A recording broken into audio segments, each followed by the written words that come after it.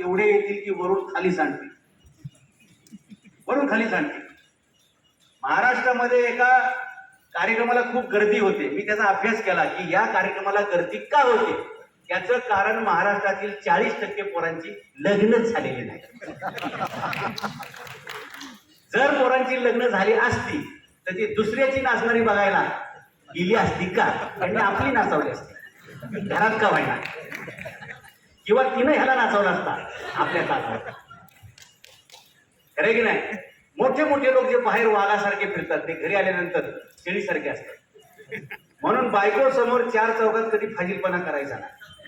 ती जर तुम्हाला चार चौकात बोलली, जास्त बोल नका, तुम्हाला काय कळतं ते मला सगळं कळतं, आखरू घालवायचं लक्षण करत नाही. ती जे म्हणेल ते हो म्हणायचं. छाना माणूस बायकोच्या पुढे जात नाही. एकदाच संधी तुम्हाला असते लागणार पुढं फिरायची, नंतर मागच फिरायचं. छत्रपती संभाजी महाराजांच्या 368व्या जयंतीच्या पूर्वदिनाला आपण सगळे या ठिकाणी जमलेलो आहोत. छत्रपती संभाजी महाराजांचा अफाट शौर्य, त्याग, बलिदान हे आपल्याला कधीही विसरता येणार नाही. आणि जो कोणी त्यांचं हे त्याग, शौर्य, बलिदान विसरेल तो भारतीय नागरिक नव्हे, तो हिंदू नव्हे, मराठा तर नव्हेच नव्हे. तिन्ही गोष्टी सांगतो. त्या टाळ्या बाजूला काय जीएसटी आहे, गॅस आहे,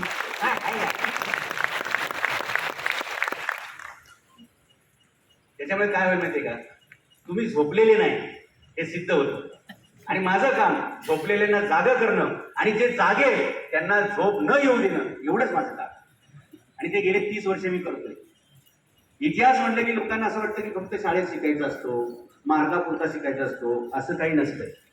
शिवाजी महाराजांनी साम्राज्य निर्माण केलं पाहिजे, स्वराज्य निर्माण केलं पाहिजे, ही भावना शहाजीराजे आणि जिजाऊंच्या मनात का आली, इथून आपण सुरुवात केली पाहिजे. शहाजीराजे एवढे शूर बलवान असताना सुद्धा त्यांना मुख्य पोस्ट न मिळवून देण्यासाठी विजापूरच्या दरबारात नेहमी कारस्थानं व्हायची.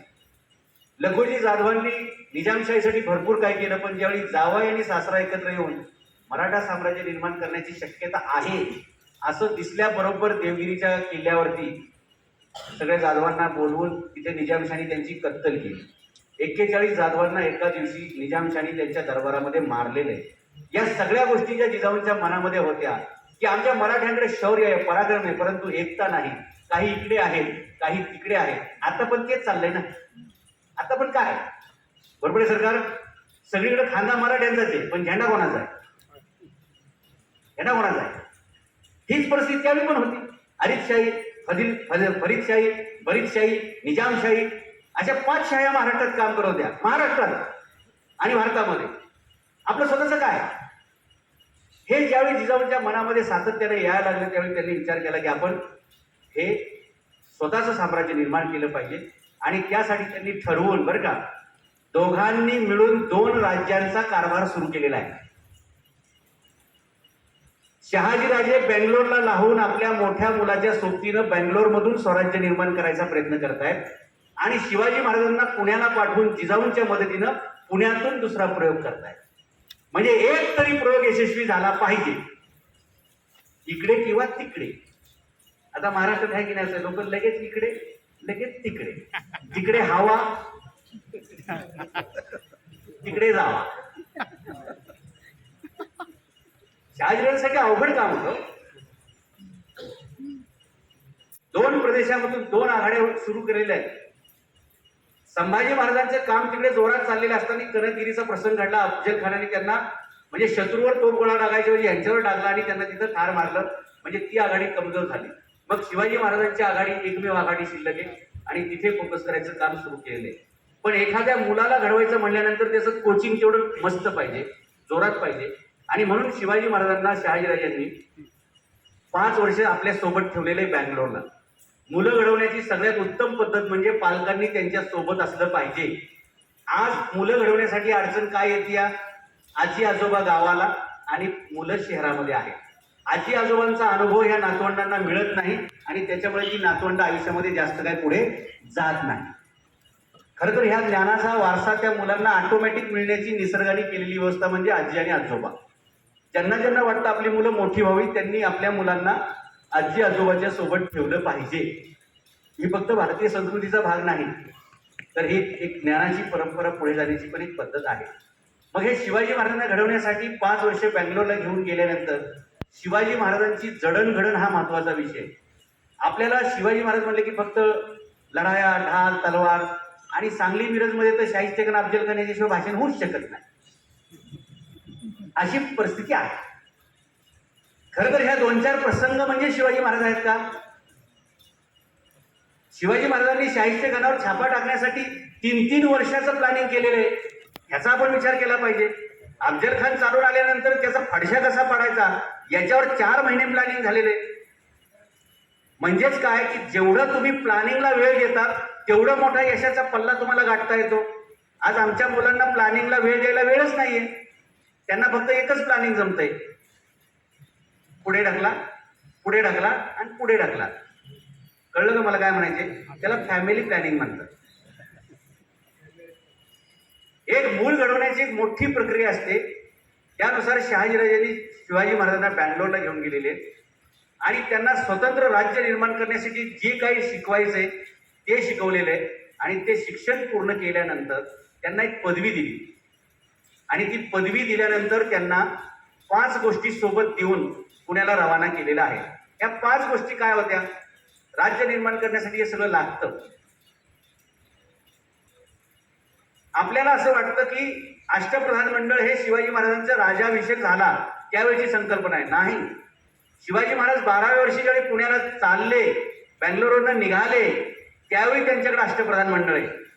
12 वर्षाच्या मुलाच्या हाताखाली 8 मंत्री आहेत आणि 600 कर्मचाऱ्यांचा स्टाफ आहे. आज किती 12 वर्षाची मुलं अशी उद्योजक असतील हो की ज्याच्या हाताखाली 8 शिकलेले, बरं का, हार्वर्ड, ऑक्सफोर्ड, केम्ब्रिज, स्टॅनफोर्ड अशा विद्यापीठातले लोक शिवाजी महाराजांच्या पदरी आहेत. म्हणजे डिग्रीच्या मानाने म्हणतोय, म्हणजे तेवढे विद्वान लोक. म्हणजे त्या कॉलेजमध्ये शिकले म्हणजेच विद्वान असतात आणि जे कॉलेजला गेले नाही त्यांना अक्कल नसते. असं काही सर्टिफिकेट लावू नका. न्यूटन, आईन्स्टाईन, एडिसन हे महाभाग शाळेत गेलेले नाही, शाळेने त्यांना हाकललेले. तो चल बाहेर हो, तू शिकण्याच्या लायकीचा नाही. मुलांना कसं घडवलं जातं? ज्यावेळी ह्या एडिसनला शाळेतून काढला तर त्या प्रिन्सिपल बाईने सांगितलं की सॉरी मॅडम, तुमचा मुलगा खूप डफर आहे. डफर म्हणजे मतिमंद आहे, याला शिकवण्यासाठी आमच्या शाळेत कुणीही शक्यता नाहीये, त्यामुळे तुम्ही याला घरी घेऊन जा. ते पत्र त्या बाईच्या हातात दिलं. एडिसन घरी गेला. एडिसनने विचारलं काय झालं आहे, तू का रडती वगैरे? तर ती म्हणली असं असं एक पत्र तुझ्या बाईंनी माझ्या हातात दिलेलं आहे. पण आता मुलाला काय सांगायचं? मग तिने सांगितलं की तुझ्या शाळेतल्या शिक्षकांचं असं म्हणणं आहे की हा मुलगा एवढा विद्वान आहे की याला शिकवण्याच्या लायकीचा एकही शिक्षक आमच्या शाळेत नाही, त्यामुळे तुम्ही याला घरी शिकवा, तुम्ही याला घरी शिकवा. मग आईला काय वाटतंय? आईनं असं दाखवलं की या आईसारखं दुसरं जगात कुणी कुलगुरू नाही, ही एकटी आई याला घडवू शकते. मग त्या आईनं त्या मुलाला घडवण्यासाठी काय केलं? दुसरा पर्याय काय होता? फक्त बाळा तू सकाळी उठ, तुला जिकडं दिशा दिसेल तिकडं फिर, हिंड आणि फिर. हे जगातलं सगळ्यात मोठं शिक्षण आहे. तुम्हाला टाइमपास वाटेल. जी वर्गात जास्त वेळ बसल्यात ती आजही 10 ते 6 काम करतात आणि जी वर्गाच्या बाहेर गावावर हिंडतात ती आज मालक आहेत. शाळेत पहिल्या रांगेत बसणारे आयुष्यात कधी पहिल्या रांगेत आलेले नाही आणि जे शाळेत शेवटच्या वाकावर बसतात, कुठं विमान फेक, कुठं दगड फेक, कुठं खडू फेक, फेकाफेकी करणाऱ्यांचं भविष्य मोठं आहे आणि भारतासारख्या देशात तर प्रचंड मोठं आहे. कुणी काय फेकावं, कोणासमोर फेकावं, किती फेकावं, हे फेकाफेकीच्या खेळात भारतातले लोक एक्सपर्ट आहेत. म्हणजे मी जर तुम्हाला म्हटलं की उद्यापासून तुम्हाला मी चंद्रावर प्लॉटिंग करतो आणि 7 बारेनावर करून देतो, तरी तुम्ही म्हणताल वा छान, चांगली योजना आहे. आता चंद्र काय माझ्या बापाचा आहे का? पण तुमच्या काय नावावर होणार आहे का? पण बोलायला काय असं आहे की नाही? हा भारत स्वप्नांचा देश आहे, स्वप्न दाखवणाऱ्यांचा देश आहे आणि म्हणून मोठी मोठी स्वप्न दाखवायची. ज्याला स्वप्न दाखवली जातात तो मोठा होईल की नाही माहित नाही, पण जो दाखवतोय तो मात्र मोठाच होतोय. म्हणून आपल्याकडे इलेक्शन मध्ये हेच चाललेलं आहे. कुणी लाडका भाऊ, कुणी लाडका भाऊजी. लाडका फौजी योजना कोण करणार? या देशाच्या सुरक्षेसाठी सर्वात जास्त बलिदान मराठ्यांचं, या महाराष्ट्राचं आहे. लाडका फौजी योजना. बरोबर, वाटेल अशा प्रकारच्या गोष्टी. छत्रपती शिवाजी महाराज हे एकमेव व्यक्ती आहे की ज्यांनी त्यांच्या आयुष्यामध्ये असली कुठलीही स्वप्न दाखवणारी योजना आणली नाही. फुकट देऊ, मोफत देऊ, गिफ्ट देऊ असली एकही योजना न राबवता जगातलं सर्वोच्च उत्तम प्रशासन आणि राज्य निर्माण करण्याचा मान छत्रपती शिवाजी महाराज. रेशनिंगची व्यवस्था आहे, 2 रुपये 3 रुपये किलोनी धान्य मिळतं, पण ही रेशनिंगची व्यवस्था महाराष्ट्रामध्ये औरंगजेबाने चालू केली. हे तुम्हाला माहिती आहे का? हे माहिती आहे का? ज्यावेळी औरंगजेब महाराष्ट्रावरती चालून आला, छत्रपती संभाजी महाराजांचा त्यांनी हत्या केली, छळ करून हालाल करून त्यांना मारलं. त्याच्यानंतर औरंगजेबाला असं वाटायला लागलं की शिवाजी महाराजांचा दुसरा मुलगा राजाराम हे तर आणखी वयाने कमी आहेत, तब्येत पण त्यांची सारखी गरम असती, हे काय लढू शकतील. त्यावेळी राजाराम महाराजांनी आपल्या फौजेला जे काही सांगितलं तो हा आपल्यासाठी महत्वाचा विषय आहे. अख्खा औरंगजेबाचं सैन्य महाराष्ट्राच्या कानाकोपऱ्यात फिरायचं, दिसलं शेती धावा, दिसली शेती हे कणसं कापून शेतीच पिकून देत नव्हते. मग मराठ्यांनी विचार केला की आता हा आपली शेती ठेवत नाही ना, मग आपण शेतीच करायची नाही. जो धंदा परवडत नाही तो करायचा नाही. शेती मराठ्यांनी बंद केली. मग कार्यक्रम काय? औरंगजेबाचं 7 लाखाचं सैन्य इथं महाराष्ट्रात आहे, त्यांना पण 2 वेळाचं खायला लागतंय ना. तेव्हापासून आपल्याकडे गहू खायला लागले मराठी जास्त. नाही तर आपल्याकडे गहू फक्त दिवाळी दसरा सणाच्या वेळी पोळ्या वगैरे असायच्या. औरंगजेबाची रसद मालवामधून यायची, गुजरातमधून यायची, मध्य प्रदेशमधून यायचे आणि ते सगळं धान्य महाराष्ट्रात नाशिक पर्यंत आलं की रात्रीत मराठी ते सगळं लुटायचे, ताब्यात घ्यायचे. आणि तेव्हापासून अशी म्हण पडली, फुकटच्या फकट गाडी बैला सकट. मराठे फक्त धान्य लुटत नव्हते तर ते गाडी पण लुटायचे, ते बैल पण लुटून न्यायचे. आणि असा कार्यक्रम तब्बल 22 वर्ष चालू. धान्य कोण आणत होतं? औरंगजेब. कोणासाठी आणत होता? त्याच्या सैन्यासाठी. आणि जगत कोण होतं? मराठी जगत होते. म्हणून औरंगजेबाचे ते पण आपण धन्यवाद मानले पाहिजे बरं का, की ज्या औरंगजेबाने महाराष्ट्रामध्ये शेतीच पिकून दिली नाही, त्याच्या त्या दुष्ट हेतू समोर मराठे शरण गेले नाही. तू आणशील त्यातलंच वाटून खाऊ आणि तुला वाटेला लावू. 27 वर्ष कार्यक्रम चालला. कंटाळा विचारा की मी ह्यांच्यासाठी शेती करतो का, मी ह्यांच्यासाठी धान्य इम्पोर्ट करतो का. मराठ्यांनी प्रत्येक प्रसंगाला असं जे काही सामोरे गेले ना, त्याच्यामुळे हे सगळं उभं राहायला मित्र. काही शब्द वाक्य तुम्हाला नीट कळणार नाही, तुमचा गैरसमज होईल बरं का. आता तुम्ही म्हणताल औरंगजेबाचं कौतुक करतायत का? नाही, असं नाहीये. जे आहे, जे जसं आहे ते समजून घ्यायला आपण शिकलं पाहिजे. औरंगजेबमध्ये पूर्ण वाईट असं समजायचं कारण नाही. त्याचे काही निर्णय तुम्ही ऐकले तर तुम्हाला पण धक्के बसतील. डान्स बारवरती बंदी करणारा माणूस येतो, दारूबंदी करणारा माणूस येतो. महाराष्ट्रात होईल का? शक्य आहे का? कागदोपत्री शक्य हो गिटे साहेब, कागदोपत्री डान्स बार बंद होतील, पण प्रॅक्टिकली होतील का? अवघड गोष्टी आहेत.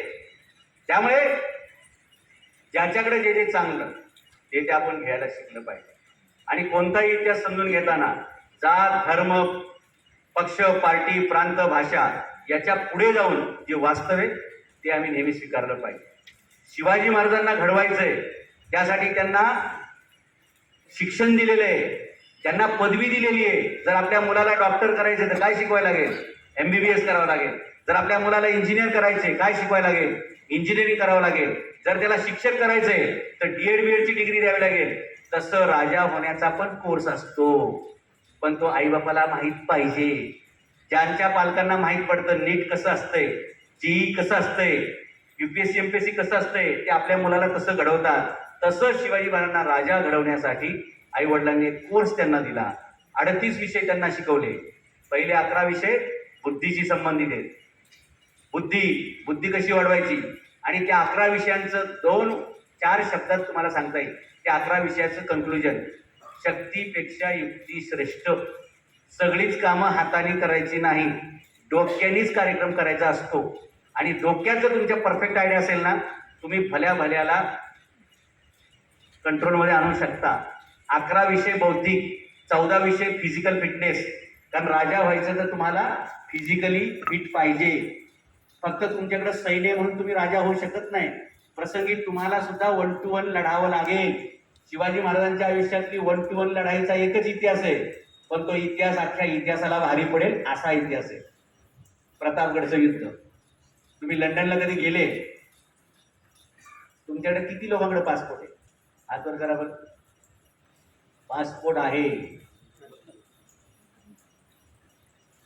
किती लोक विमानात बसले?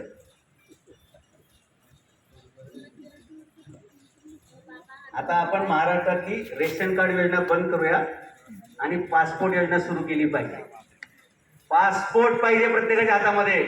एकदा तरी आयुष्यामध्ये विमानात बसलं पाहिजे आणि मग कळेल की जग किती पुढे आहे आणि आपण किती मागे आहोत. मगाशी मारुती मळे यांनी जे सांगितलं ना, ए फॉर ऍपल शिकवण्याच्या ऐवजी ए फॉर अमेरिका शिकवा, बी फॉर ब्राझील शिकवा, सी फॉर कॅनडा शिकवा, डी फॉर कोणता देश आहे? डीने डेन्मार्क शिकवा. बरोबर? अरे जेवढा माणूस फिरेल तेवढा तो मोठा होतो. 12 वर्षाचे शिवाजी महाराजांचा 24 वर्षाचा प्रवास, म्हणजे 2400 किलोमीटरचा प्रवास आहे. 12 वर्षाच्या मुलाचा प्रवास किती आहे? 2400 किलोमीटर. शिवनेरी ते सिंदखेड राजा, सिंदखेड राजा ते परत शिवनेरी ते पुणे ते बँगलोर आणि बँगलोर ते परत पुणे. वय किती आताशी? 12 वर्षाचं मुलगा 2400 किलोमीटरचा प्रवास घडतो. आणि म्हणून शिवाजी महाराजांचं स्वराज्य ते त्यांचं निधन व्हायच्या अगोदर भारताच्या 6 राज्यात आणि 48 जिल्ह्यात पसरलं. किती राज्य? 6 राज्य. 6 राज्य. काही लोक असं सांगतात की शिवाजी महाराज म्हणजे 5 जिल्ह्यांचा राजा. पिढ्यानपिढ्या तुमच्या मनात शिवाजी महाराजांबद्दल द्वेष आहे, तुम्ही असाच व्यक्त करणार.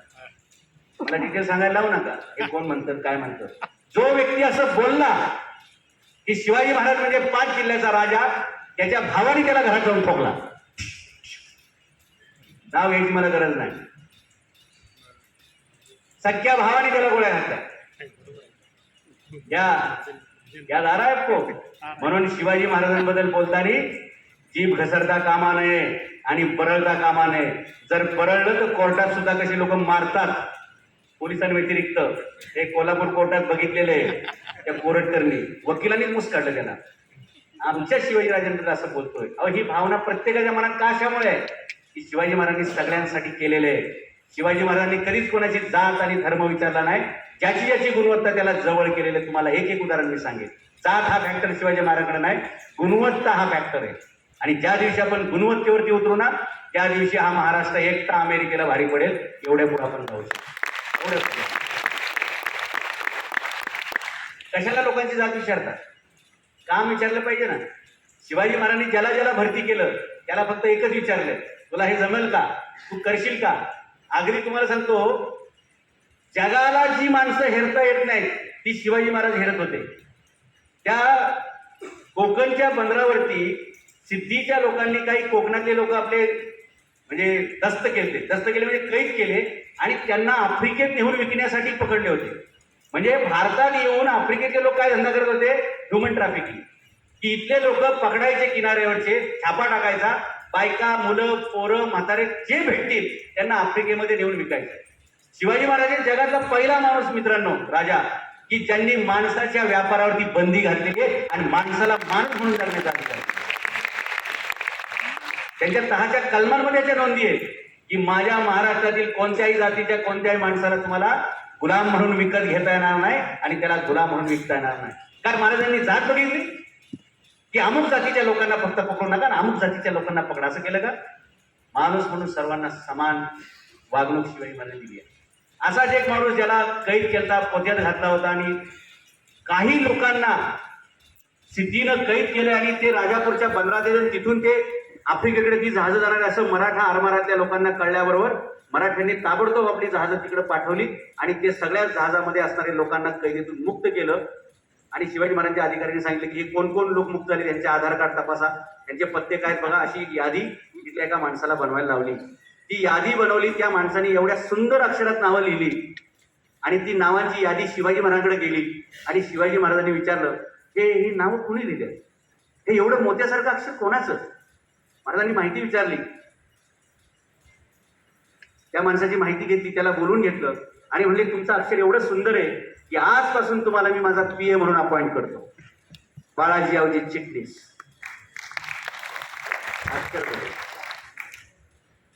शिवाजी महाराजांनी पुण्यामध्ये एक योजना लावली. उद्योजक कसा घडतो की तुम्हाला चांगली चांगली माणसं हेरावी लागतात, त्यांना ती जबाबदारी द्यावी लागते. महाराज पुण्यामध्ये आले ते परत सांगेल मी 5 गोष्टी कुठल्या द्या. एक झेंडा, दुसरं अजेंडा, तिसरं राजमुद्रा, चौथं अष्टप्रधान मंडळ आणि 5वं सैन्य. 600 सैन्य पुरेसे त्या काळात 12 वर्षाच्या मुलासाठी. 600 स्टाफ म्हणजे काही छोटा आहे का? 600 कर्मचारी फुल टाइम शिवाजी महाराजांकडे आहेत. फुल टाइम आपण फुल टाइम कर्मचारी आहोत. कळतं का बरं तुम्हाला? शिवाजी महाराजांकडे 600 कर्मचारी फुल टाइम आहेत आणि आपण फुल टाइम कर्मचारी आहोत. 12 तास आपण कामच करतोय ना. मगाशी माळी साहेब सांगितलं एक 2 BHKचं घर हे स्वप्न, हे स्वप्न असावं आपलं. एवढी छोटी स्वप्न बघितली तर 1 RK मध्ये आयुष्य संपून जाईल. अख्खी बिल्डिंग आपली असली पाहिजे, अख्खं मिरज आपल्या नावावर असलं पाहिजे, अख्खं सांगली आपल्या नावावर असलं पाहिजे. अशी चांगली चांगली स्वप्न बघा ना. तशी सांगलीतली सगळी माणसं चांगलीच असतात. मग मोठी स्वप्न बघायला काही टॅक्स आहे का? मग त्याच्यावर काही GST लागतो का? मग लुटमार करून नाही बरं का. चांगल्या मार्गाने सुद्धा खूप चांगले पैसे कमवता येतात. हे आपण नीट समजायला पाहिजे. तर शिवाजी महाराज पुण्यामध्ये आले, लोक राहायलाच येत नव्हते, वस्ती होत नव्हती, अर्बनायझेशन होत नाही. शिवाजी महाराजांच्या लक्षात आलं 2 कारणं. एक, कुणीतरी इथं शाप देऊन असं काहीतरी सांगितलंय की ही आता जमीन आजपासून शापित, ही झाली पांढरी जमीन, याच्यावर कुणीही नांगर चालवला, शेती केली तर त्याची पोरं मरतील. जिजाऊसाहेब म्हणले मी सुरुवात माझ्यापासून करून बघते, काय होतंय बघूया आपण. आणि मग जिजाऊसाहेबांनी ही भीती लोकांच्या मनातली काढावी म्हणून दौंडी पिटवली आणि दौंडीत असं सांगितलं की माझ्या मुलाच्या हस्ते, बरं का, माझ्या मुलाच्या हस्ते मी नांगर चालवणार आहे, काय व्हायचं ते बघून घेईल. लोकांना भीती मनात वाटायला लागली की अरे आता हे यांचं काहीतरी वाईट होणार बरं का, यांचं नुकसान होणार, वाटोळं होणार. दौंडीत आणखी एक महत्वाची गोष्ट होती की शिवाजी राजांच्या हस्ते सोन्याचा फाळ लावलेला नांगर चालवणार आहे. आता सोन्याचा फाळ म्हणल्यावर हे झालं USP, युनिक सेलिंग प्रपोजन. मार्केटिंगसाठी केवढा मोठा बाब झाली. त्या काळात गुंजभर सोनं माणसांना पाहायला मिळत नव्हतं, एवढी गरिबी होती. त्याचं कारण 1630 ते 1652 पूर्ण ड्राय होता, दुष्काळ होता. माणसं माणसाला विकून खातील एवढ्या प्रकारचा दुष्काळ होता. ते तुकाराम महाराजांच्या अभंगामध्ये याचं वर्णन आहे. एवढा भयानक दुष्काळ, सोनं लोकांकडे भेटणं मुश्किल आहे. अशा परिस्थितीत जिजाऊसाहेबांची दौंडी आहे की सोन्याचा फाळ लावलेला नांगर चालवून माझ्या शिवबा राजाच्या हस्ते हे इथं मी शेत नांगरणार आहे आणि 12 बलतर 18 पगड जातीच्या सगळ्या लेकरांना सोबत घेऊन हा नांगर आम्ही चालवणार आहे, बाळगोपाळांना हातात देणार आहे तो. आता हे काय होणार आहे हे बघायला आणि हे झाल्यावर काय होणार आहे हे बघायला लोक जमले. हजारो लोक जमली. शिवाजी महाराजांच्या हाताने सोन्याचा फाळ लावलेला नांगर चालवला. लोकांना अर्धा कॉन्फिडन्स आला, लोक राहायला यायला तयार झाली. पण पूर्ण यायला तयार नाहीत का? तर पुण्यामध्ये जंगल एवढं वाढलं होतं, तिथे लांडगे खूप झाले होते. मग अशा शहरामध्ये राहणार कोण, कसं राहणार? मग लांडग्यांचा प्रश्न तयार होता. आणि मग शिवाजी महाराजांनी त्यांच्या आयुष्यातली एक पहिली योजना डिक्लेअर केली. ती अशी फुकटची नाही बरं का. त्या योजनेचं स्वरूप होतं की जो कोणी लांडगा मारेल तो लांडगा मारला की शेपूट सरकार जमा करावं आणि सोन्याचं 10 तोळ्याचं कडं बक्षीस घेऊन जावं. 10 तोळ्याचं सोन्याचं कडं बक्षीस घेऊन जावं. आता ही बातमी मला सांगा किती पटकन पसरली असेल गावागावात. पुण्यात घडलेली घटना, लाल महाराज पिटवलेली दौंडी, तिथून जी बातमी बाहेर पडली, साताऱ्यामध्ये बातमी थडकली. साताऱ्यामधल्या एका पोराला ही बातमी कळायला त्या 12-15 वर्षाच्या पोराने ठरवलं की या बक्षिसाचा मान आपण मिळवायला पाहिजे. साताऱ्यातली माणसं डेंजरच असतात तशी. ते 12-15 वर्षाचे पोरग हातात फक्त काठी घेऊन सातारा टू पुण्याच्या प्रवासाला निघाले. या प्रवासात ध्येय एकच आहे की रात्री आपले दिवसा वगैरे कुठं का व्हायना एक तरी लांडगा दिसला पाहिजे. दिसला की मारला की शेपूट कापला की बक्षीस घेतला. एवढंच टार्गेट आहे. आणि ते लांडगा शोधत पुण्याच्या दिशेने चालले आणि नशिबाने एक लांडगा दिसला. यांनी बरोबर त्याचा पाठलाग करून त्याला काठीनं मारलं. काठीनं मारल्यावर ते शेपूट तोडायला सुद्धा याच्याकडे हत्यार नाहीये, एवढं गरीब पोरग आहे. मग त्याने दगडाने ते शेपूट तोडलेले आणि ते शेपूट घेऊन आनंद किती झाला असेल. 10 तोळ्याचं सोन्याचं कडं.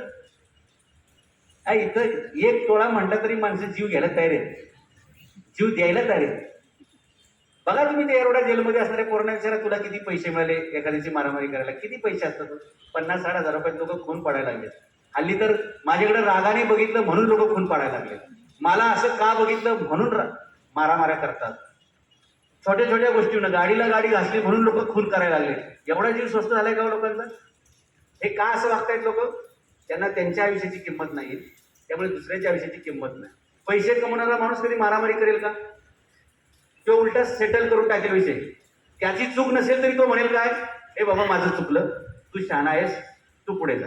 मूर्खाच्या नादाला लागायचं नसतं, हे शहाण्या माणसाला तरी कळलं पाहिजे. मूर्खासारखं आपणही मूर्खाच्या नादाला लागलं तर मग शहाणपण आपलं काय राहतो. लोक विनाकारणचं भांडण करतात. त्याने ते दगडाने ते शेपूट तोडलं, अंधार पडायची वेळ झाली आणि तो पुण्यामध्ये पोहोचला. आता 6च्या नंतर सरकारी ऑफिस असतं का? अंधार पडल्यानंतर ऑफिस बंद झालं. पण जिजाऊ साहेबांकडे एक एमर्जन्सीची बेल असायची. ती लाल महालाच्या बाहेरची घंटा वाजली की नागरिकांसाठी नागरी सनद योजना ती आहे की नागरिकाला तक्रार करण्यासाठी 24 तास राजाचा दरवाजा उघडा आहे, म्हणून तुम्ही या, तुमची काय अडचण असेल समस्या असेल सांगा. त्या पोरांनी रात्री 8-9 वाजता जाऊन ती बेल वाजवली. वाजवल्यानंतर वरती गेली, जिजाऊ साहेब आल्या, भेटल्या. म्हणले काय रे पोरा काय? म्हणे ते तुम्ही बक्षीस योजना लावली होती की नाही, त्यानुसार घेऊन आलोय बघा, हे लांडग्याचं शेपूट घेऊन आलोय आणि मला बक्षीस पाहिजे आत्ता. त्यामुळे तुला बक्षीस देणार आहे पण आत्ता देणार नाही. तू आता रात्रीच्या वेळी आलाय, लांबून आलाय, दमून आलाय, तू पहिलं जेवण कर, तू इथंच लाल मला झोप आणि सकाळी दरबार भरल्यानंतर मी तुला बक्षीस देणार आहे. याच्यातून एक गोष्ट शिकून घ्यायला पाहिजे की आलेल्या माणसाचं दुःख समजून घेतलं पाहिजे की तुला बक्षीस मिळणारच आहे, पण तू आल्यानंतर पहिलं जेवून. बघा आज कोणत्या शासकीय कर्मचाऱ्याला म्हणजे शासकीय योजनेत असं हो की नागरिक जो तक्रार घेऊन येईल त्याला जेवायची व्यवस्था. जर मी महाराष्ट्राच्या सत्तेत आलो तर जो कोणी शासकीय कार्यालयात येईल त्याला जेवण केल्याशिवाय सोडणार नाही, त्याला जेवायलाच घालणार आणि मगच घरी पाठवणार, अशी योजनाच लावणार आहे. आणि बिनकामाचा आला तर 1 आठवड्याचा दंड त्याच्याकडून घेणार की 1 आठवड्यात जेवणाचे पैसे तू द्यायचे, आहे की नाही? म्हणजे बिनकामाची लोक, नाहीतर नुसती अशी योजना केली ना तर लोक फक्त मंत्रालयात चक्रच मारतील, महापालिकेत नुसते चक्रच मारतील. कशाला लागता, काय काम होतं, काय जेवायला आणतो, काय मेनू बघायला आणतो. तसं नाही हो, फुकटच्या योजना राबायच्या नाही. त्याला जेवायला दिलं, रात्री झोपायला दिलं. उद्देश हा होता की जर एखाद्याला बक्षीस द्यायचं असेल तर ते एकांतात न देता 4 चौघात दिलं पाहिजे. इतरांना प्रेरणा मिळाली पाहिजे की असं चांगलं काम करायचं असतं, प्रेरणा दिली पाहिजे. दुसऱ्या दिवशी दरबार भरला, तो पोरगा आला, त्याने ते शेपूट दाखवलं. जिजाऊ साहेबांनी सांगितलं नुसतं दाखवून बक्षीस मिळत नसते का, ते सरकारमध्ये जमा करावं लागतंय. जमा का करायचं? जर याला बक्षीस दिलं शेपूट दाखवलं म्हणून तर ह्यो परत गावाला घेऊन जाईल, त्याचा कोणतरी चुलत भाऊ मावस भाऊ परत ते घेऊन येईल. डमी लाभार्थी तयार होऊ नये याच्यासाठी किती जागरूक असावं हे जिजाऊ साहेबांच्या चरित्रातून, शिवाजी महाराजांच्या चरित्रातून शिकलं पाहिजे. तो लांडगा मार्ग पराक्रम केलाय, ते शेपूट जमा कर आणि मग बक्षीस तुला. आणि मग ते जमा करून घेतलं, त्याला सोन्याचं कडं दिलं. एवढं लहान पोरगं साताऱ्यातून पुण्यापर्यंत येतंय, फक्त काठीनं लांडगा मारतंय, ह्याच्यामध्ये शूरत्व आहे, याला आपण संधी दिली पाहिजे, आणखी याला प्रमोट करूया, पुढे घेऊया. म्हणून शिवाजी महाराज पुढे गेले आणि त्याला बक्षीस म्हणून आणखी एक तलवार त्याच्या हातात दिली. ती तलवार दिल्याबरोबर त्या पठ्ठ्याने वरून खाली बघितली आणि तो म्हणला, महाराज ही तलवार काय जास्त कामाची मला वाटत नाही. महाराज म्हणले तू जास्त शूर आहेस का तलवार कमजोर आहे, नक्की काय? तर म्हणला महाराज ही तलवार जर ह्याच्यात मिक्सिंग काहीतरी मला वाटतंय, करप्शन इथं पण असते, ह्याच्यात मला मिक्सिंग वाटतं, ह्याच्यात बीड मिक्स आहे. आणि ही तलवार जर मी मारायला गेलो एखाद्याला तर 2-4 घावात ही तलवार तुटेल अशी मला भीती आहे, डाऊट आहे. महाराज म्हणजे तुला कसं कळतंय? तुझं वय 12-15 वर्षाचं, तुला ह्या तलवारीमध्ये बीड मिक्सिंग झालंय, हे कसं कळतंय? तो म्हणला मला नाही कळणार तर कोणाला कळणार आहे, मी रोज हेच काम करतोय, माझा बाप लोहार आहे, मी लोहाराचं पोरगे. महाराज म्हणजे तू लोहार आहेस, तुला तलवारीचं पोलाचं कळतंय? घरी निरोप दे की तुला आजपासून स्वराज्यामध्ये परमनंट केलेले, आजपासून लोहार शाळेतील गुणवत्ता परीक्षणाचं काम तू करायचं. पोरगे किती वर्षाचे? 12-15 वर्षाचे पोरगे. परीक्षण करायला म्हणजे इन्स्पेक्टरचं काम दिलंय की तू जे काय आपल्याकडे शस्त्र येतील ना ती तू तपासायची, मग मला सांगायचं की ओके इन्स्पेक्टर ही पदवी, ही पोस्ट एका लोहाराच्या पोराला शिवाजी महाराजांनी दिली. जात म्हणून नाही, गुणवत्ता म्हणून दिली, हे महाराष्ट्राने शिकलं पाहिजे. पुढे हेच पोरग लोहार शाळेचं प्रमुख झालं. लोहार शाळेचं प्रमुख झालं मित्रांनो. मग मराठ्यांच्या तलवारी ज्या तुटत नव्हत्या ना, त्याला कारण हा भीमजी लोहार नावाचा पोरगा कामाचा आहे. अशी महाराजांनी हजारो पोरं गोळा केली. उद्योजकतेमध्ये उद्योग करणं हे तुमचं काम नाही. आजचा आपला विषय शिवाजी महाराजांची उद्योजकता आहे. उद्योजक म्हणून माणसं गोळा करणं हे पहिले तुमचं काम आहे. पराक्रमी माणसं गोळा करा. त्याला आजच्या भाषेत CEO म्हणतात. चीफ एक्झिक्युटिव्ह ऑफिसर पकडायचे असतात. तुमच्यासाठी काम करणारी चांगली माणसं हेरली पाहिजेत तुम्ही. कुणी घोडा चालवण्यात एक्सपर्ट होता, कुणी कुस्तीमध्ये एक्सपर्ट होता. म्हणजे तुम्हाला सांगतो, एका पोराला शिवाजी महाराजांनी एका जत्रेत बघितलं की कुस्ती चांगली करतोय.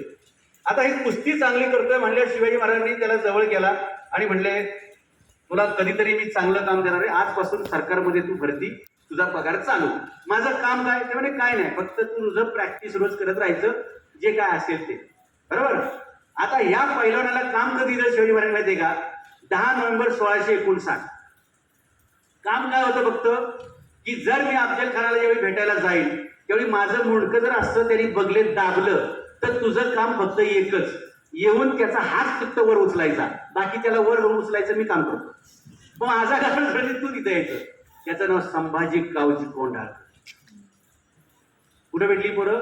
जत्रेत. म्हणून गावागावात जे तालमीचे खेळ व्हायचे ना, गावात जत्रेला जे पैलवानकीचे फड रंगायचे ना, ते स्वराज्याचे सैन्य भरतीचे प्रोग्राम होते.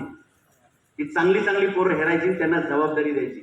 म्हणून तुम्हाला सांगतो, उद्योजक होणं म्हणजे वस्तू पैसे हे नंतर आहे, पहिलं माणसं तुम्हाला गोळा करता आली पाहिजे. जर माणसं तुमच्या हाताला लागली तर जग तुमच्या हाताला लागेल. सांगा ना, शिवाजी महाराजांनी जे काही सेनापती निर्माण केले ते काही डायरेक्ट सेनापती पोस्टला होते का? त्याचे खालून वरपर्यंत गेलेले. घोरपडे साहेब, तुम्ही भाग्यवान आहे की मराठ्यांच्या या साम्राज्याचे फक्त एकच कुटुंब असं आहे की ज्याच्यात वडील पण सरसेनापती होते आणि मुलगा पण सरसेनापती होते. मोहळजी बाबा घोरपडे आणि संताजीराव घोरपडे.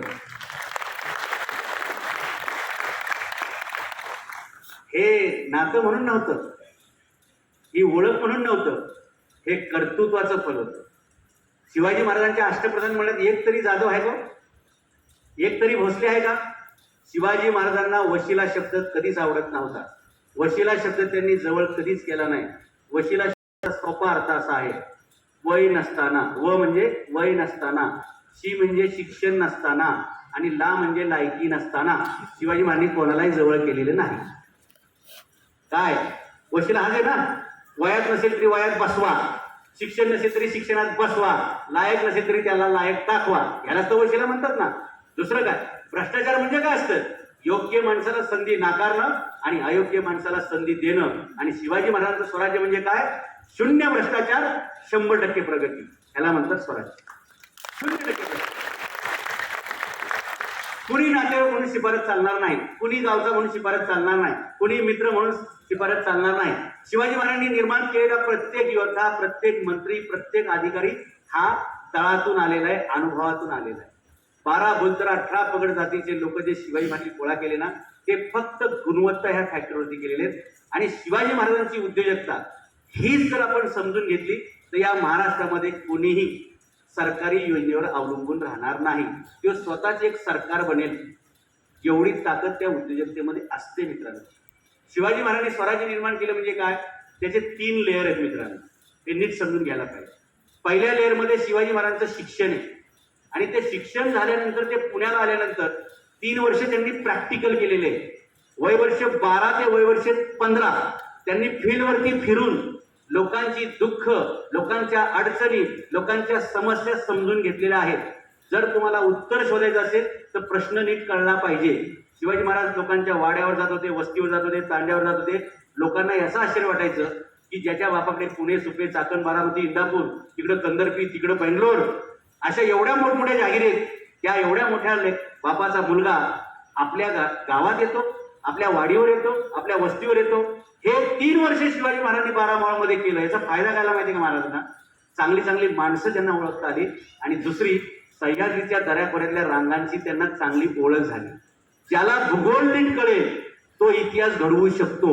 म्हणून उद्योजक व्हायचं तर पहिले तुम्हाला भौगोलिक परिस्थिती माहित पाहिजे. याला प्रोडक्शन अँड मार्केट असे दोन शब्द आपण सध्या वापरतो.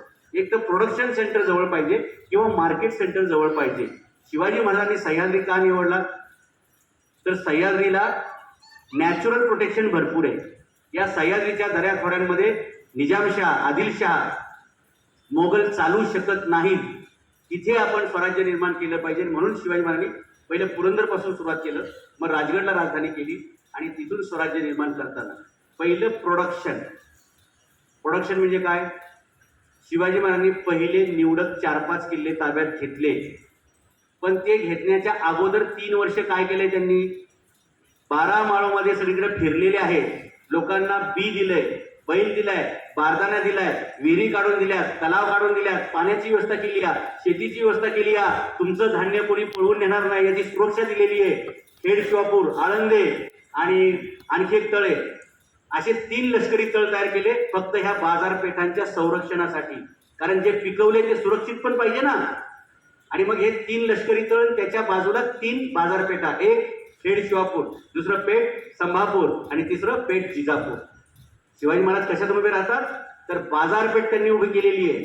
त्या बाजारपेठेचं प्रोटेक्शन करायची व्यवस्था त्यांनी केलेली आहे. आणि हे सगळं झाल्यानंतर मग त्यांनी तोरणा किल्ला, राजगड किल्ला, पुरंदर किल्ला, सिंहगड किल्ला, हे सगळे 50 किलोमीटरच्या रेंजमध्ये. बरं का, आपलं मार्केट पहिले छोटं असलं पाहिजे. छोटं मार्केटचं तुम्ही एकदम स्ट्रॉंग मार्केट तयार केलं म्हणजे कस्टमर बेस तयार चांगला केला की मग तुम्ही एक्सपान्शनला जा. 1645ला पहिला किल्ला शिवाजी महाराजांनी घेतला. 1648 पर्यंत शिवाजी महाराज 4 किल्ले होते. म्हणजे 4 वर्षात 4 किल्ले. पुढच्या 4 वर्षामध्ये त्यांनी 4 वर्षात 8 किल्ले घेतले. आणि 1670 नंतर वर्षाला 21-22 किल्ले घेण्याचा विक्रम शिवाजी महाराजांचा आहे. म्हणजे दर 15 दिवसाला एक किल्ला, दर 15 दिवसाला एक किल्ला. त्याच्या पुढे जाऊन सांग, राजाभिषेक झाल्यानंतर शिवाजी महाराज जे दक्षिण दिव्याला निघाले, दर आठवड्याला एक किल्ला. पण सुरुवात कशी आहे? वर्षाला एकच किल्ला. म्हणून घाई करायची नाही. नुसत्या शाखा उघडत जायचं नाही, नुसत्या शाखा उघडत जायचं नाही. काही लोकांनी शाखा उघडत उघडत गेले, किती मतं पडतात? सभेला गर्दी भरपूर, मतांचा दुष्काळ. सभेला महापूर, सगळी टकार टुकार रस्त्यात असेच करणारे हे मतं पुढे. पण काहींच्या समाज होत नाही, पण मतं भरभरून मिळतात. म्हणजे समजदार श्रोते बरं का, मी कोणाचं नाव न घेता त्यांना कळतंय. म्हणजे हे नाराज होणारे लोक कोणी नाही, नाराज कोण होत नाही, सगळे हुशार लोक आहेत. पहिलं प्रोडक्शन ते लिमिटेड एडिशन व्यवस्थित करा, मग त्याचं प्रोटेक्शन करा. पहिलं बाजारपेठ तयार केली, पहिल्या लोकांना शेतीची व्यवस्था करून दिली, मग हे 4-5 किल्ले घेतले आणि मग शिवाजी महाराजांनी प्रमोशनला सुरुवात केली. प्रमोशन म्हणजे एक्सपान्शन. पहिलं एक्सपेन्शन कधी केले शिवाजी महाराजांनी? 1645ला पहिला किल्ला घेतला. पहिलं एक्सपेन्शन कधी झालं महाराजांचं? बघा किती वर्षानंतर होतं? 6 जानेवारी 1656. 6 जानेवारी 1656. काय एक्सपान्शन आहे? शिवाजी महाराजांनी जावळीवर छापा टाकला. जावळीवर का छापा टाकला? चंद्रराव मोरेला चंद्रराव ही पदवी देऊन त्या गादीवर बसवण्याचं काम जिजाऊ साहेबांनी केलं. आणि ज्यावेळी स्वराज्य वाढवण्याची वेळ आली, चंद्ररावला निरोप पाठवला की तुम्ही आम्हाला 5000 सैन्याची मदत करा किंवा 5000 सैन्य आम्हाला ठेवता येईल एवढे रसद पुरवा. तर चंद्रराव काय म्हणाला माहितीये का? कोण शिवाजी? कुठला शिवाजी? राजाची कापडं घातली म्हणून कोण राजा होतोय? राजे आम्ही, आम्हाला आदिलशाही शेकडो वर्षापासून राजे पदविले, तुम्ही कधी राजे झाले? शिवाजी महाराज म्हणले, आला मराठी माणूस आपल्या लाईनवर आला, तुम्ही आमच्यासाठी काय केलंय? महाराज म्हणले, ठीक आहे, तू उपकार विसरलेले दिसतोयस, बघू काय करायचंय. मध्ये शिवाजी महाराजांनी 4 महिन्याचा वेळ घेतला पूर्ण तयारी करायला की काय काय करायचं वगैरे सगळं. कारण त्याच्याकडे जवळपास 12,000चं सैन्य होतं आणि शिवाजी महाराजांकडे सगळं मिळून 4,000 पण भरणार नाही, एवढीच ताकद शिवाजी महाराजांची. मग ज्याच्याकडे ताकद कमी त्यांनी वेळ जास्त घ्यायचा असतो. लक्षात घ्या, तुमची ताकद कमी असेल तर तुम्ही वेळ जास्त घेतला पाहिजे. कशासाठी? नियोजन करायला, प्लॅनिंग करायला. आणि ते नियोजन शिवाजी महाराजांनी केलं. सकाळी 6 वाजता धाड टाकली. आज सुद्धा पोलीस, सीबीआय, ईडी सकाळीच धाड टाकतात. शिवाजी महाराजांच्या चरित्रातून ही शिकली मंडळी. दात घासायच्या अगोदर दात पाडून टाकतात. आणि तसे शिवाजी महाराज जावळीवर धडकले. हनुमंतराव मोरे, चंद्रराव मोरे, सगळ्यांचा कार्यक्रम डायरेक्ट म्हणजे सर्जिकल स्ट्राईकच डायरेक्ट त्याच्या वाड्यावर अटॅक केला, सगळं ताब्यात घेतलं. एका दिवसात शिवाजी महाराजांचं स्वराज्य तिप्पट, 3 पट, 1645 ते 1656, 9 वर्षात जेवढं स्वराज्य झालं त्याच्यात तिप्पट एका दिवसात झालं. म्हणून संयमाने वाटचाल करणं हा मंत्र लक्षात ठेवायचा, संयम ठेवायचा. एका रात्रीत सगळं काय होत नाही. एका रात्रीत छापा टाकता येतो, पण त्या छापा टाकण्यासाठी 6-6 महिने सुद्धा नियोजन करावं लागतं. असं अचानक नाही होत की आपले 120 कमांडो पाकिस्तानमध्ये जातात, उरीमध्ये जातात, सगळे अतिरेकी उडवतात आणि सगळेच्या सगळे जिवंत परत येतात. ज्यांनी हे ऑपरेशन केलं त्या कॅप्टन निंबोरकरांना, मी लेफ्टनंट जनरल निंबोरकरांना मी फोन केला आणि म्हणलं, कॅप्टन साहेब, एवढं सगळं तुम्हाला यश मिळालं, एकही आपला सैनिक तिथं शहीद झाला नाही, सगळेच्या सगळे तुम्ही एवढे आतमध्ये गेले, 70-80 किलोमीटर पर्यंत गेले, धाड सगळे अतिरेकी उडवले, त्यांचे कॅम्प उडवले आणि सगळेच्या सगळे तुम्ही जिवंत परत आले. ते म्हणजे सर याची प्रेरणा फक्त एकच, छत्रपती शिवाजी महाराजांचा लाल महाराज छापा. 1.25 लाख फौजेत घुसून जर शिवाजी महाराज शाहीद चक्राचा हात कापू शकतात, तर 70-80 किलोमीटर जाऊन आम्ही अतिरेक्यांचे तळ का उद्ध्वस्त करू शकत नाही? कारण मी या महाराष्ट्रातला आहे, मला शिवाजी महाराजांनी माहिती आहे. बरोबर आहे की नाही प्रेरणा? आणि शिवाजी महाराज कळले की खूप गोष्टी होतात. मगाशी तुम्ही सांगितलं, सिद्धी लोक फाळणी झाली इकडे आले. अशाच एक अपघाताचा प्रसंग पंजाबी लोकांच्या सोबत पण झाला. भारताची फाळणी झाली आणि या पंजाबच्या त्या शेतकऱ्याची अडचण अशी झाली की त्याचं घर भारतात राहिलं आणि त्याचं दुकान पाकिस्तानात राहिलं. आता बॉर्डर रोज क्रॉस करायची आहे, करायचं कसं काय? पण इतिहास असतो, याचं घर भारतात, याचं दुकान पाकिस्तानात. मग त्यांनी जो काही टेम्पररी परवाना सुद्धा काढला आणि रोज आपली सायकल घ्यायची, पाकिस्तानात जायचं, दुकान चालवायचं, संध्याकाळ झाली की परत आपल्या घरी यायचं. जसा हा पाकिस्तानात यायला सुरुवात झाली तसं पाकिस्तानातलं सैन्य त्याला रोज चेक करायचं. त्या भारतातून येतोय ना, मग ह्याची बॉडी तपासायची, खिशात काय आहे का, हे काय आहे का, ते काय आहे का, असले तपासायचे. तपासणी रोजच चालू होती. नंतर ह्यांना डाऊट आला की ह्याच्या कपड्यात काय नसते हो, पण त्याच्या सायकलच्या कॅरेजवरती पोतं असते. त्या पोत्यात हा काय आणतो का, काय ड्रग्स आणतो का, तंबाखू आणतो का, गांजा आणतो का, काय बाकीच्या वस्तू आणतो. म्हणून त्यांनी पोतं तपासायला सुरुवात केली. आता सायकलवर जायचं बरं का. यांनी तपासणीला थांबवलं की तो सायकलवर उतरायचा, बाजूला करायचा, हे कपडे तपासायचे. आता पोतं तपासायला लागले, टप्पा पुढचा वाढलेला आहे आणि अशी रोज त्याची चेकिंग व्हायची, सकाळी आणि संध्याकाळी. मध्ये 17 वर्षे गेली. किती? 17 वर्ष चालू आहे. सायकल घेऊन यायचा, दुकानात जायचा, आपलं काम करायचं, परत घरी जायचा. तो तिथला जो रेंजर होता, रेंजर म्हणजे तिथलं जे सुरक्षित बघायचा, तो म्हणला, कल से मैं रिटायर होने वाला हूं, 17 साल से तुझे चेक करता हूं, कुछ भी नहीं मिलता है, ऐसा तू क्या काम करता है? तू रोज येतोयस, रोज जातोयस, मी तुला रोज तपासतोय, काय भेटत नाही, तू काय करतो? तो म्हणलाय, बघ, धंधे का सिक्रेट कोई किसी को बताता नहीं, मैं भी तेरे को नहीं बताना चाहिए. तो म्हणला, 16 वर्ष मला झोप नाही पट्ट्या, रोज तपासतोय, काहीच सापडत नाही, रोज तपासतोय, सापडत नाही. 17 वर्ष आले, आता मी रिटायर होतोय, मला रिटायर झाल्यावर पण झोप लागणार नाही रे पट्ट्या, तू एवढं मला उत्तर दिलं तर लय बरं होईल. तो म्हणला, मी तुला उत्तर देईल, तू पुराणाची प्रत घेऊन ये, त्याच्यावर हात ठेव की मी जे तुला काय सांगेल ते फक्त तुझ्याकडेच राहील. ये किसी को भी तुम बताएगा नहीं, सिक्रेट राज रहेगा, तू मरने तक या मैं मरने तक. एक तर तू मरशील किंवा मी मरेल, पण तू कोणाला सांगणार नाही. असं कुणावर हात ठेव आणि शपथ घे, मी तुला सांगतो. आणि त्याला म्हणजे तळमळच होती हो की 17 वर्ष हा झोपच नाही आला की रोज पकडतोय, सापडत काहीच नाही, रोज पकडतोय. आता कोर्टात रोज उभं केलं, कंटाळा येईल की नाही तुम्हाला? चार्जशीट भरताय, काहीच होत नाही, आरोपी अटक, काहीच होत नाही. त्यांनी हात ठेवला आणि म्हणजे बताओ, रोज की नींद हराम हो गई है, कम से कम रिटायर होने के बाद चैन की सुकून की नींद दूंगा, बताओ तुम क्या करते थे, क्या करते हो? तो म्हणला, तुम्हें मालूम नहीं है और मालूम पड़ेगा भी नहीं, तुम बेवकूफ लोग हैं पाकिस्तान के रेंजर. तुमने पहले मेरी चेकिंग की, कुछ मिला नहीं, फिर तुमने मेरी बॉडी चेक की, बारी बारी से तुम मेरे को चेक करा, मेरी बॉडी को चेक करा, कभी सायकल को चेक करा? तुम्ही रोज माझी तपासणी करताय. माझ्या पोत्यात काय मातीच होती, अख्खी माती ओतायला लावायचे, परत ती माती भरायला लावायचे, यांचं सगळं लक्ष इकडे केंद्रित. अरे तुम्ही माझे कपडे तपासत होते, तुम्ही माझं पोतं तपासत होते, माती तपासत होते, थोडं मतीचा उपयोग करायचा होता ना. कधी सायकल तपासत होते का? ज्या सायकलवर बसून मी येत होतो, ज्याच्यावर मी बोरी आणत होतो, ती माती म्हणले काय माझा काय मातीचा धंदा आहे माती? माझा धंदा मातीचा नाहीये. तुला काय वाटलं मूर्खा, मी मातीचा धंदा करतो का? माझा धंदा सायकल स्मगलिंगचा आहे. तो म्हणला कैसे हो, हे कैसे मुमकिन आहे? तो म्हणला अरे तुम्ही लक्षच नाही दिलं ना बावळ्यांनो, मी इकडून भंगारमध्ये सायकल घेऊन यायचो आणि पाकिस्तानातून नवी कोरी रोज संध्याकाळी घेऊन यायचो. सकाळी पट्ट्यात तू असायचा मोजायला आणि संध्याकाळी दुसरा असायचा. त्यालाही काही कळलं नाही, तुलाही काही कळलं नाही. 17 वर्ष आपला धंदा जीएसटी फ्री.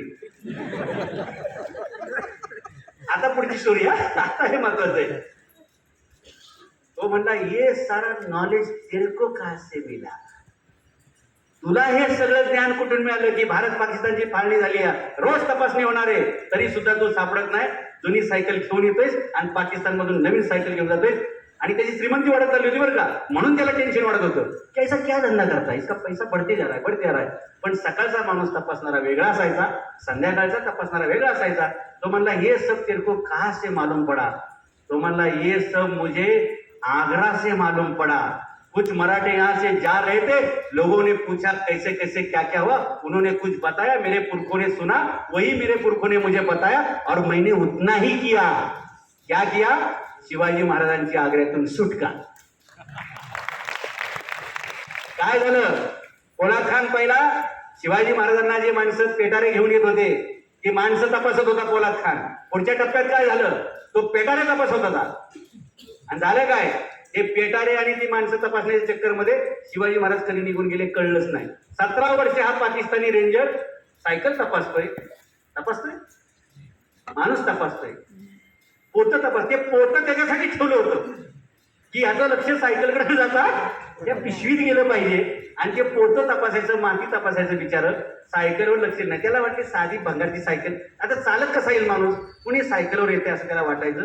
आणि संध्याकाळी दुसरा सैनिक असायचा, त्याला वाटायचं की आता माणूस पैसे कमवतोय, नवीन घेऊ शकतो. अरे पण नवीन रोजच सायकल ना, हे त्यांच्या कधी